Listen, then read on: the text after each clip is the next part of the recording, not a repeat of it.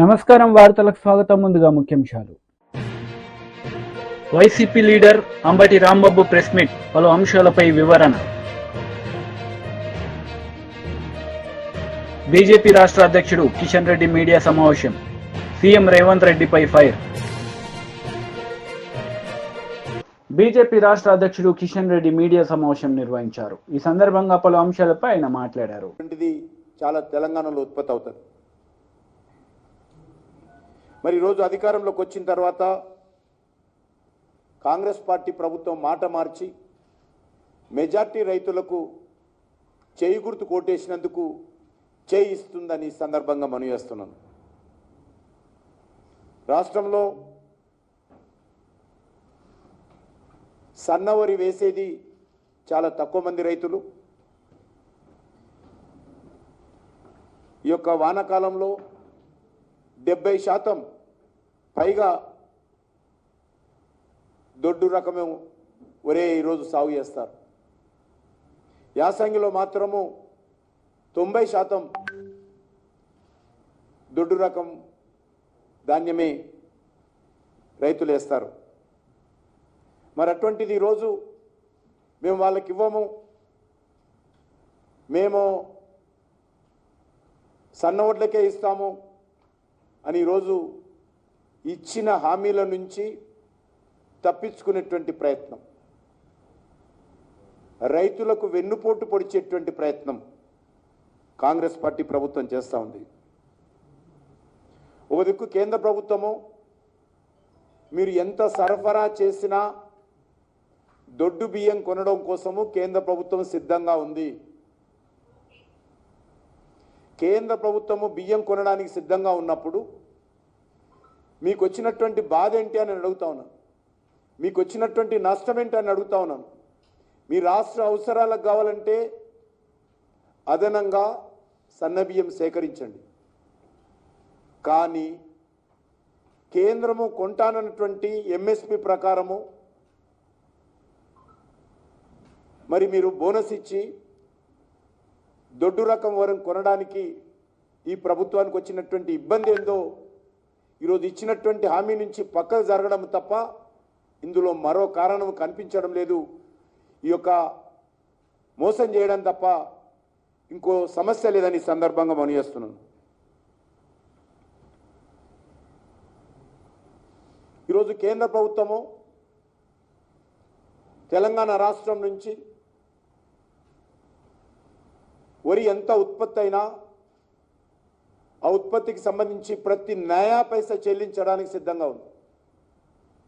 అది దొడ్డు బియ్యం కానీ, సన్న బియ్యం కానీ, బాయిల్ రైస్ కానీ ఏదైనప్పటికీ కూడా గత సంవత్సరం మీకు తెలుసు బాయిల్ రైస్ విషయంలో ఢిల్లీకి వచ్చి ధర్నాలు చేశారు కాంగ్రెస్ టీఆర్ఎస్ పార్టీ నాయకులు. కానీ ఆ బాయిల్ రైస్ విషయంలో కూడా ప్రధానమంత్రి గారు తెలంగాణ రైతాంగానికి సంబంధించి సమస్యను దృష్టిలో పెట్టుకొని బాయిల్ రైస్ కూడా ఎంత వచ్చినా కూడా కొనాలని చెప్పి ఆదేశాలు ఇవ్వడం జరిగింది. ఈరోజు అన్ని రకాలుగా నరేంద్ర మోడీ గారి ప్రభుత్వము తెలంగాణ రైతులకు అండగా నిలబడుతున్నప్పుడు మరి ఈరోజు దేవుడు వరమిచ్చినా పూజారి అడ్డుకున్నట్టుగా ఈరోజు కేంద్ర ప్రభుత్వము అన్ని రకాలుగా చివరి గింజ వరకు కూడా న్యాయ. విద్యాశాఖ మంత్రి బొత్స సత్యనారాయణ మీడియా సమావేశం నిర్వహించారు. ఈ సందర్భంగా పలు అంశాలపై ఆయన మాట్లాడారు. వెంటనే కూర్చోబెట్టి పిలిచి ఇచ్చి ఆడి ఖాతాలు రాస్తాడు. ఎందుకు ఓడతానికి టెన్షన్ వస్తుంది కాబట్టి. అది వాళ్ళ ఊర్లో ఉన్న గౌరవం. వృద్ధుడికి కానీ, వికలాంగుడికి కానీ, మహిళకి కానీ, వితంతుకు కానీ అందరికీ ఇందుకు టైం బౌండ్ గా అలాగే వస్తుందనే నమ్మకంతో వాళ్ళ దాంతో వాళ్ళ విలువ ఎంత పెరిగింది గ్రామాల్లో, ఆ కుటుంబంలో కానీ. మరి నువ్వు 50,000 అప్పుడు 10 రూపాయల టిఫిన్ కొట్టుకి ఇవ్వడం మానేస్తావు. అయినా అడిగి బిలీవ్ చేయడు. ఈ జీతం వస్తాడు ఎవడో తాలూకా ఆ ఛానల్ ఎండి ఇస్తాడు, ఎవడో జీతాలు వాళ్ళు హెచ్ఓడి ఇస్తాడు, ఎవడో ఎప్పుడు ఇస్తాడు, ఎప్పుడు ఇస్తాడు, ఎప్పుడు వస్తుందో. కానీ ఇది మాత్రం ఒకటో వచ్చేస్తుంది. నాకు 1వ తారీఖు మధ్యాహ్నం 12 గంటలకల్లా నా డబ్బులు వచ్చేస్తుంది నమ్మకం. అది గ్రేట్ చేశాడు, అది గ్రేట్. ఇంతేకాకుండా ఇవాళ ఇండియాలో దేశంలో ఏదైనా ఒక విషయాన్ని క్షేత్రస్థాయికి తీసుకెళ్ళిన ఆంధ్రప్రదేశ్లో వెళ్తున్నంత డెలివరీ సిస్టమ్ ఇండియాలో ఎక్కడ లేదు. మన సచివాలయం వాలంటరీ వ్యవస్థ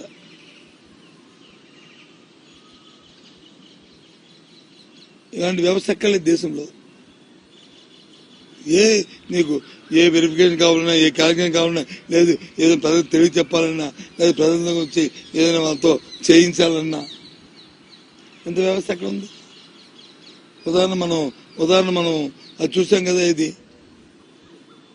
కరోనా వచ్చినప్పుడు మన ఆరోగ్య సురక్ష జరిగినప్పుడు అంత పెద్ద ఎత్తున జరిగింది. ఏ రకంగా ఇప్పుడు మన దగ్గర మొత్తం గ్రామాల్లో అందరి తాలూకా ప్రొఫైల్, మెడికల్ ప్రొఫైల్ మన దగ్గర ఉంది. ఎవరికి ఏ జబ్బు ఉందో, జ్వరం ఉందో, బీపీ ఉందో, షుగర్ ఉందా అని ఎప్పుడైనా అలాంటి డేటాను కలెక్ట్ చేయగలుగుతామా? ఆ డేటాను బట్టి మందులు ఇచ్చారా? ఇవాళ అందరూ రాసిస్తున్నాం. ఇది యూనిక్, ఇది కొత్త సిస్టమ్, కొత్తదనం. ఇది ప్రజలు కోరుకుంటారు. ప్రజలకు ఏం కావాలి? ప్రజలు ఎప్పుడు ఏం కోరుకుంటారంటే, నా పరిస్థితులు బాగలేవు, ప్రభుత్వం నాకు తోడ్పాటు ఉండాలా అని కోరుకున్నప్పుడు ప్రభుత్వం వచ్చి అడిగే చూడాలి. అది ప్రభుత్వంతో బాధ్యత. సమాజంలో ఎవరైతే అట్టడుగు వర్గాలు ఉన్నాయో, ఎవరైతే ప్రభుత్వం ఆధారపడి బతుకుతున్న వారు ఎవరైతే ఉన్నారో వాళ్ళ కోసం ప్రభుత్వం ఆలోచన చేయాలి. అది మా జగన్మోహన్ రెడ్డి గారు ఈ 5 సంవత్సరాలు చేసింది. అందుకు జగన్మోహన్ రెడ్డి అలాంటప్పుడు ఎందుకు అతను ఎదుర్కొంటారు చెప్పండి? అది మా తాలూకా కాన్ఫిడెన్స్. టీడీపీ లీడర్ మీడియా సమావేశం నిర్వహించారు. ఈ సందర్భంగా పలు అంశాలపై ఆయన మాట్లాడారు. చంద్రబాబు నాయుడు గారు అమెరికా వెళ్ళాడా, ఇటలీ వెళ్ళాడా, యూరప్ కంట్రీస్కి వెళ్ళాడా? మీకు అవసరమా? ఎన్హెచ్సి సెక్యూరిటీలో ఉండే వ్యక్తి, ఆయనకి సెక్యూరిటీ రీజన్స్ కారణంగా అన్ని విషయాలు కూడా బయటికి చెప్పరు. మీకు చెప్పాలా? మీరు పనికిమాలిన బ్యాచ్, ఒక మాఫియా బ్యాచ్, మీకు మేము వివరాలు చెప్పాలా ఎక్కడికి వెళ్తుంది? పోనీ చంద్రబాబు నాయుడు గారు కోర్టు ఏమైనా ఆంక్షలు ఉన్నాయా నీకున్నట్టు? నువ్వు వెళ్ళాలంటే, విదేశాలకు వెళ్ళాలంటే కోర్టు పర్మిషన్ తీసుకోవాలి. నీకు కేసుల్లో 13 సిబిఐ కేసుల్లో ఛార్జ్ షీట్లు ఎదుర్కొంటున్నావు, 7 ఈడీ కేసుల్లో ఛార్జ్ షీట్లు ఎదుర్కొంటా ఉన్నావు. నీ ఆస్తులు చాలా వరకు ఈడీ జప్తు చేసింది. నీ పాస్పోర్ట్ సీజ్ అయి ఉంది. నువ్వు విదేశ పర్యటనకు వెళ్ళాలంటే, విదేశాలకు వెళ్ళాలంటే కోర్టులో పిటిషన్ వేసి పర్మిషన్ తీసుకొని వెళ్ళాలి. చంద్రబాబు నాయుడు గారికి ఆ అవసరం లేదే. ఆయన పాస్పోర్ట్ సీజ్ అయ్యలేదు. ఆయన మీద ఛార్జ్ షీట్లు ఫైల్ చేయాలని చూసినా కూడా కోర్టు వాటిని నిరాకరించింది. ఛార్జ్ షీట్లు ఫైల్ అవ్వలేదు ఆయన మీద. నువ్వు పెట్టిన పనికిమాలిన కేసులు ఏది కూడా ఛార్జ్ షీట్లు ఫైల్ అవ్వాలా. ఆయన కోర్టు పర్మిషన్ తీసుకోవాలని ఎక్కడ కూడా, ఆయన బెయిల్ మీద, బెయిల్ ఆర్డర్లో ఎక్కడ కూడా బయటికి వెళ్ళాలంటే కోర్టు పర్మిషన్ తీసుకోవాలని కూడా లేదు. ఇంక నీకెందుకు? అవిశ్రాంతంగా పనిచేస్తాడు చంద్రబాబు నాయుడు గారు, ఆయన ఫ్యామిలీ. ప్రతి సంవత్సరం విదేశీ పర్యటనలకు వెళ్ళడం అలవాటు. అదేవిధంగా ఈ సంవత్సరం కూడా వెళ్ళారు. నువ్వు చెప్పాలి. నువ్వు వెళ్ళావు లండను, నువ్వు కోర్టు లండన్ వెళ్తానికని చెప్పి నువ్వు ఎక్కినటువంటి విమానం ఆమ్స్టర్డామ్లో ల్యాండ్ అయింది. దీనికి నువ్వు వివరణ ఇచ్చుకోవాలి. నువ్వు నేరస్తుడివి, నువ్వు వివరణ ఇవ్వాలి. నువ్వు చెప్పిన కాడికి వెళ్లాల్సిన అవసరం నీకుంది, లేకపోతే క్రైమ్ అదే. చంద్రబాబు నాయుడు గారు చెప్పి వెళ్లాల్సిన అవసరం లేదు. నువ్వు ఎక్కడికి వెళ్తున్నావో కోర్టులో పిటిషన్ ఫైల్ చేసి, నేను పలానా చోటకి పలానా కారణం మీద పలానా పని మీద వెళ్తున్నానని చెప్పి నువ్వు అడిగి వెళ్ళాలి. నువ్వు దాన్ని తప్పితే నువ్వు వైలేషన్, అది నువ్వు వివరణ ఇవ్వాలి. రేపు వచ్చినాక నువ్వు నీకు పత్రిక ఉంది కదా, ఛానల్ ఉంది కదా అని చెప్పి అడ్డగోలు రాతలన్నీ రాపిచ్చి ఏదో చంద్రబాబు నాయుడు గారి మీద ఒక మచ్చయాలని చూస్తూ ఉన్నావు.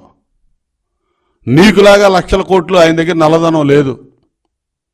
₹1 నువ్వు పెట్టిన పనికిమాలిన కేసులు ఎక్కడ కూడా ₹1 కూడా నువ్వు నిరూపణ చేయలేవు, జరగవు. అది ఎందుకంటే ఆయన మచ్చలేని చంద్రుడు.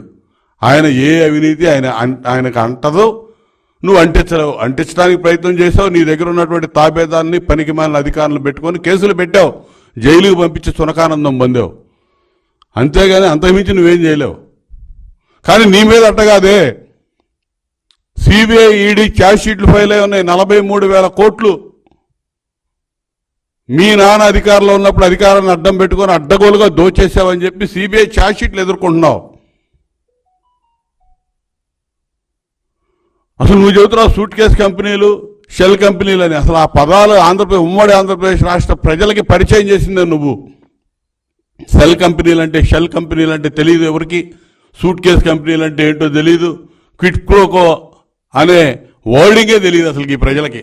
అవన్నీ పరిచయం చేసినటువంటి ఆర్థిక ఉగ్రవాది, ఆర్థిక నేరస్తుడివి నువ్వు జగన్మోహన్ రెడ్డి. కాబట్టి 16 నెలలు జైల్లో ఉన్నావు. నువ్వు ఈరోజు నువ్వెందుకు పారిపోయావు నువ్వు చెప్పాలి. అసలు లండన్ నువ్వెందుకు వెళ్ళావు? గతంలో లండన్ వెళ్ళేటప్పుడు నీ పిల్లలు అక్కడ ఉన్నారు చూడటానికి వెళ్తున్నారని చెప్పేవాడి. ఇవాళ నీ పిల్లలు ఎక్కడికి వచ్చి ఉన్నారు, వాళ్ళని తీసుకొని మళ్ళీ లండన్ వెళ్ళావు. వస్తావా తిరిగి? నువ్వు చెప్పాలి ఏ సంగతి. ఇక్కడ ఎన్నికలైన కాడి నుంచి ఎవడు మాట్లాడలేదు తెలుగుదేశం వాళ్ళు అని చెప్తున్నావు. పోలింగ్ తర్వాత సైలెంట్ అయ్యారని. సిగ్గుండాలి ఆ మాట అంటానికి. పోలింగ్ తర్వాత తేలుగుట్టిన దొంగల్లాగా వ్యవహరిస్తుంది మీరు. జగన్మోహన్ రెడ్డి దగ్గర నుంచి కింద స్థాయి గల్లీ నాయకుడి దాకా పత్తా లేకుండా పోయారు. ఒక్కడు నోరు తెరవట్లా. ఎవరికి ధైర్యం లేదు. చెప్పానండి పలానా నియోజకవర్గంలో నేను గెలుస్తానని ఎవడాని వచ్చి ఇంకా అవాకులు చవాకులు ఆ పనికి మేల 4-5 మంత్రులు, మాజీ మంత్రులు, ఇప్పుడు మంత్రులు ఉన్నవాళ్ళు మాట్లాడుతూ ఉన్నారు తప్ప. YCP leader Ambati Rambabu media సమావేశం నిర్వహించారు. ఈ సందర్భంగా పలు అంశాలపై ఆయన మాట్లాడారు. ఎక్కువగా హింసాత్మక సంఘటనలు జరిగి, ఒక విధంగా చెప్పాలంటే కానీ విని ఎరుగని రీతిలో ఏ రోజు జరగనటువంటి విధంగా, ఏ ఎన్నికల్లోనూ జరిగినంత హింస అక్కడ చోటు చేసుకుంది. ఆ హింస చోటు చేసుకోవడానికి గల కారణాల మీద మేము ఈసీకి అనేక రకాలుగా రిపోర్ట్ చేయడం జరిగింది. ఆ రోజున పోలింగ్ రోజున పోలీసులు అసలు రెస్క్యూకు రానటువంటి పరిస్థితిని కూడా వివరించడం జరిగింది. తర్వాత అక్కడ పోలీసు అధికారులను సస్పెండ్ చేశారు, కలెక్టర్ని మార్చారు, ఇంకా కొన్ని చోట్ల కలెక్టర్ని మార్చారు. ఏదో కొంత జరిగింది, ప్రాథమికంగా తప్పు జరిగిందనేటువంటి భావన సర్వత్రా వ్యాపించి ఉన్నటువంటి తరుణం. ఈ తరుణంలో మరి అనేక చోట్ల బూతులు క్యాప్చర్ చేసుకున్నారు, దొంగ ఓట్లు వేసుకున్నారు, ఈవీఎంలను పగలగొట్టడానికి ప్రయత్నం చేశారు, బూత్ క్యాప్చరింగ్ జరిగింది. తెలుగుదేశం వాళ్ళు కూడా భయంకరంగా చేసేటటువంటి పరిస్థితి కనిపించింది. ఇక్కడ ప్రధానంగా ఇవాళ నేను మాట్లాడాలనుకుంటున్న అంశం ఏంటంటే, పిన్నెల రామకృష్ణారెడ్డి గారు మాచర్ల నియోజకవర్గంలో చాలా దారుణాలు జరిగిపోయాయి. కొన్ని చోట్లయితే అసలు పోలింగ్ స్టేషన్లోకి వైఎస్ఆర్ కాంగ్రెస్ పార్టీ ఓటర్లు వెళుతుంటే వారిని వెళ్ళకోకుండా అడ్డుకొని కొట్టి తన్ని గాయపరిచి బయటికి పంపించినటువంటి సంఘటన చూశాం. దాని మీద అనేక సందర్భాల్లో ఆ రోజున చివరికి పిన్నెల రామకృష్ణారెడ్డి గారు కూడా ఆయన రిపోర్ట్ చేయడం జరిగింది, ఫోన్లు చేయడం జరిగింది. కానీ ఎవరు పోలీసులు రిస్క్కి రాలేదు. అయితే ఇవాళ నాకు చిత్రంగా అనిపించింది అంటే, ఇవాళ ఒక వీడియో రిలీజ్ అయింది. ఇది రామకృష్ణారెడ్డి గారు ఒక పోలింగ్ బూత్లో, ఏ పోలింగ్ బూత్ అయితే ఇప్పుడు నేను చెప్తున్నాను ఆ పోలింగ్ బూత్లో ఆ ఈవీఎంను పగలగొడుతున్నట్టుగా ఒక వీడియో రిలీజ్ అయింది. ఇది ఎక్కడి నుంచి రిలీజ్ అయిందో మరి అర్థం కావడంలా. ఇది election commission has to release. యాక్చువల్గా ఇది లోకేష్ గారు ట్విట్టర్లో పెట్టారంట. ఎట్ట చేరింది లోకేష్ గారు ట్విట్టర్కి? Is it false or right? అది ఫేక్గా, అది కంక్లూజన్ ఎవిడెన్సా కాదా ఆలోచించాలి కదా. ఇది డైరెక్ట్గా తెలుగుదేశం అధినేత కొడుకు అయినటువంటి లోకేష్ ట్విట్టర్లోకి ఎట్లా వెళ్ళింది? కలెక్టర్న రిలీజ్ చేయాలి, ఎలక్షన్ కమిషన్కి సంబంధించిన వారిన రిలీజ్ చేయాలి, ఆర్ఓన రిలీజ్ చేయాలి. రిలీజ్ చేయకోకుండా వారికి ఎలా చేరింది అంటే ఇక్కడ ఏదో కుమ్మక్కు జరుగుతూ ఉన్నది అనేటువంటి భావన చాలా స్పష్టంగా అర్థమవుతా ఉన్నది. అంటే అధికారులు, ఎన్నికల కమిషన్ ఉన్న అధికారులు, తెలుగుదేశం పార్టీ వారు కలిసి కుట్ర చేస్తున్నారేమోననేటువంటి అనుమానం కలగటం సహజమైనటువంటి అంశం. ఒకవేళ అది నిజంగానే జరిగిన సంఘటన అనుకోండి, చట్టం తన పని తాను చేసుకుంటుంది, దానిలో ఏ విధమైన తప్పిదము లేదు. మేము అనేది ఏంటంటే ఇట్స్ ఎ ఫేక్ కూడా కావచ్చు అనేటువంటి అభిప్రాయం. అదే బూత్లో నేను మనవి చేస్తున్నా, ఎక్కడైతే ఇవాళ ఆ పాలవాయి గేట్ అనేటువంటి బూత్ ఉందో ఆ బూత్లో ఎంత దారుణంగా జరిగిందంటే, అంతకుముందు మన పిల్లల రామకృష్ణారెడ్డి గారు చాలా క్లియర్గా ఎస్టాబ్లిష్ చేశారు అక్కడ. అది కూడా నేను మీకు చూపిస్తా.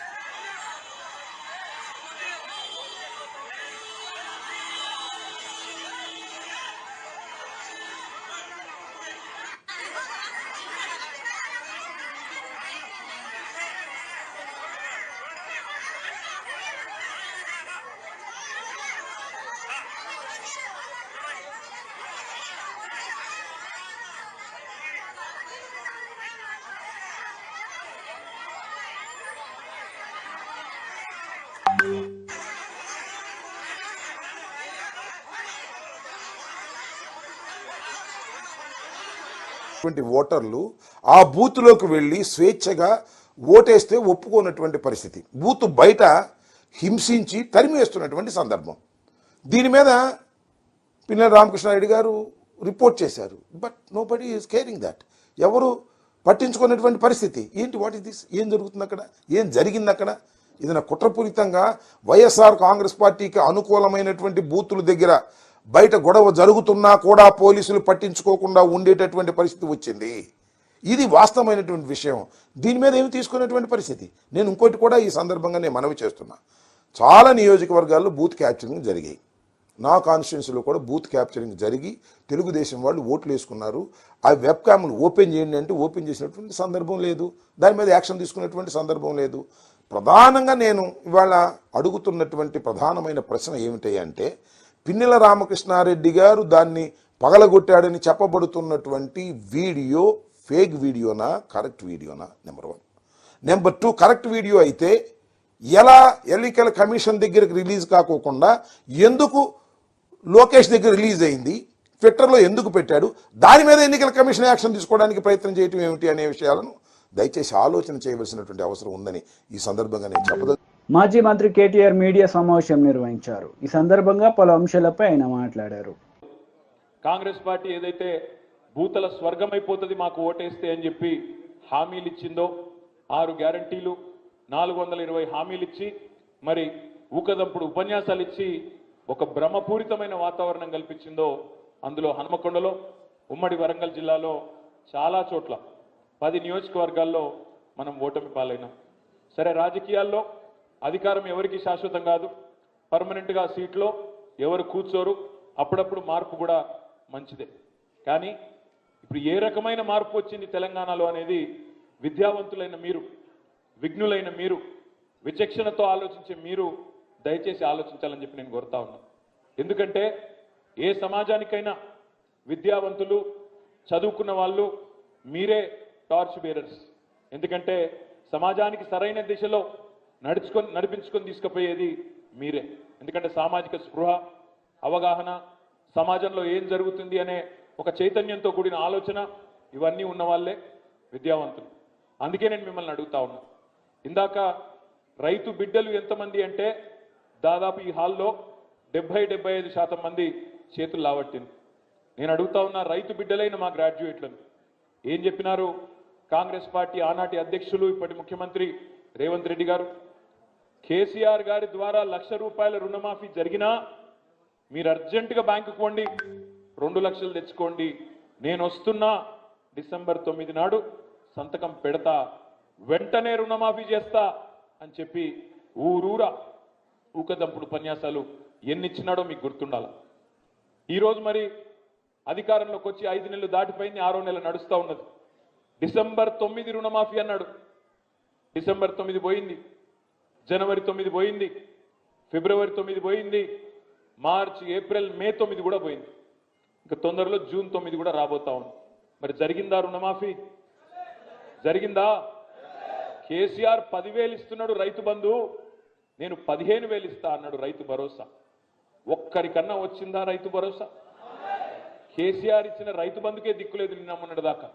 ఈ ముఖ్యమంత్రి వచ్చిన తర్వాత రైతు భరోసా అన్నాడు, 10,000 కాదు 15,000 అన్నాడు. మరి కేసీఆర్ గారు ఉన్నప్పుడేమో ఆనాడు రైతు బంధు వచ్చేది, టైంకి వచ్చేది. ఏ టైంకి వచ్చేది? నాట్లేసే టైంకి వచ్చేది. ఈయన రేవంత్ రెడ్డి వచ్చినాక ఎప్పుడు వచ్చింది రైతు బంధు? ఓట్లేసే టైంకి వస్తున్నది. డిసెంబర్లో పడాల్సిన రైతు బంధు మేలో వేసి అది కూడా ఘనకార్యం అన్నట్టు జబ్బలు తెరుచుకుంటున్నాడు ముఖ్యమంత్రి. ఇంకొక మాట చెప్పిండు అన్నాడు, కేసీఆర్ భూస్వాములనే చూసుకుంటుండు, నేను కౌలు రైతులకు ఇస్తా రైతు భరోసా అన్నాడు. 15,000 ఇస్తా అన్నాడు. రైతు కూలీలను నెలకు 1,000 రూపాయలు ఇస్తా అన్నాడు. ఒక్కటన్నా జరిగిందా? జరగకపోగా నిన్న ఎంత పెద్ద మోసం జరిగిందో ఒక్కసారి ఆలోచించండి. ఎన్నికలకు ముందేమో 500 రూపాయల బోనస్ కింటాల్కు 500 బోనస్ అన్నాడు. మేనిఫెస్టోలో ఏం పెట్టిండు? ఎంఎస్పి 2183 రూపాయలు ఉన్నది, మేమిచ్చే బోనస్తో కలిపితే రైతులకు 2683 రూపాయలు వస్తుందని చెప్పి అందులో పెట్టిండు. ఇక్కడ ఉన్న మా రైతు బిడ్డలను నేను అడుగుతున్నా, 2183 రూపాయల ఎంఎస్పి దొడ్డు బియ్యానికే ఉన్నది కదా. మరి నువ్వేమో మేనిఫెస్టోలో పెట్టిందేమో దొడ్డు బియ్యానికి, దొడ్డు బియ్యం వచ్చే వడ్లకు నేను ఎంఎస్పి ఇస్తా, బోనస్ ఇస్తా అని పెడితివి. 2183 దొడ్డు బియ్యంకున్నది, దొడ్డు వడ్లకున్నది. అదేవిధంగా సన్న బియ్యానికి మాత్రం ఇంకో 20 రూపాయలు ఎక్కువ ఉన్నది. మేనిఫెస్టోలో రేవంత్ రెడ్డి పెట్టిండు 2183 ప్లస్ 500 2683 రూపాయలు ఇస్తా నేనని చెప్పిండు. మరి నేనేం చెప్పిండు? క్యాబినెట్లోకి వెళ్ళి బయటకు వచ్చి సన్న వడ్లకే ఇస్తా అని చెప్తా ఉన్నాడు. మరి మనం ఆలోచించాల్సిన అవసరం ఉంది. ఎన్నికలకు ముందేమో దొడ్డు వడ్లకు ఇస్తా అని, ఇలా సన్న వడ్లకే ఇస్తా అంటే సన్నాయి నొక్కులు నొక్కే ఈ సన్నాసులకు నిలదీసేటోళ్ళు శాసన మండలిలో ఉండాలనా లేదా రైతు బిడ్డలుగా మీరు ఆలోచించాలని చెప్పి నేను కోరుతా ఉన్నా. రేపటి రోజున ఎవరు ఉండాలి శాసన మండలిలో ఇట్లాంటి సమస్యలు వచ్చినప్పుడు అంటే మనం ఆలోచనతో ఓటేస్తే అట్లాంటి ఆలోచనతో కూడిన వ్యక్తులు, వివేకంతో రేపటి రోజున మీ తరఫున గొంతు విప్పే వ్యక్తులు శాసన మండలిలో ఉంటే న్యాయం జరుగుతుంది. ఇదే హనుమకొండలో, ఇదే వరంగల్లో వినయ్ భాస్కర్ గారి కృషితో మీ అందరి మరి ఇక్కడి నాయకుల ఒత్తిడితో ఆనాడు హైదరాబాద్లోనే కాదు ఐటీ అనేది విస్తరించాలని చెప్పి వరంగల్కి ఒకటే రోజు నేను ఆనాడు వచ్చి 6 కంపెనీలు ఇక్కడ ఇనాగ్రేట్ చేసిన. టెక్ మహీంద్రా, జెన్పాక్ట్, ఇంకా 4 కంపెనీలు అన్ని కూడా ఇనాగ్రేట్ చేసిన. ఇలా బాధ ఎక్కడ అనిపిస్తుందంటే మార్పు అని ఉదరగొట్టింది. ఇలా మార్పు ఏంది? టీడీపీ లీడర్ మీడియా సమావేశం నిర్వహించారు. ఈ సందర్భంగా పలు అంశాలపై ఆయన మాట్లాడారు. జగన్మోహన్ రెడ్డి మార్చి నెలలో దగ్గర 13,000 కోట్ల కాంట్రాక్టులకు బటన్ నొక్కాడు. పేదలకు ఇవ్వాల్సిన పెన్షన్ డబ్బులు కూడా ఏప్రిల్లో 3 రోజులు 4 రోజులు డబ్బులు అందక కూడా ఇబ్బంది పడ్డారు. మే నెలలో కూడా అదే జరిగింది తంతు. అటువంటిది ఇవాళ మే 17న మీరు నొక్కిన 4,000 కోట్ల బటన్ నొక్కుల్లో 2,000 కోట్లు కాంట్రాక్టర్లకు వెళ్ళాయి. అంటే దగ్గర 15,000 కోట్లు మీ అస్మదీయులకి, మీ ఎమ్మెల్యేలు, మంత్రులు, కాంట్రాక్టర్లు, మీ తాలూకా అస్మదీయులకి, కాంట్రాక్టర్లకి, ఏజెన్సీలకు కట్టడానికి 15,000 కోట్లు ఉన్నాయి.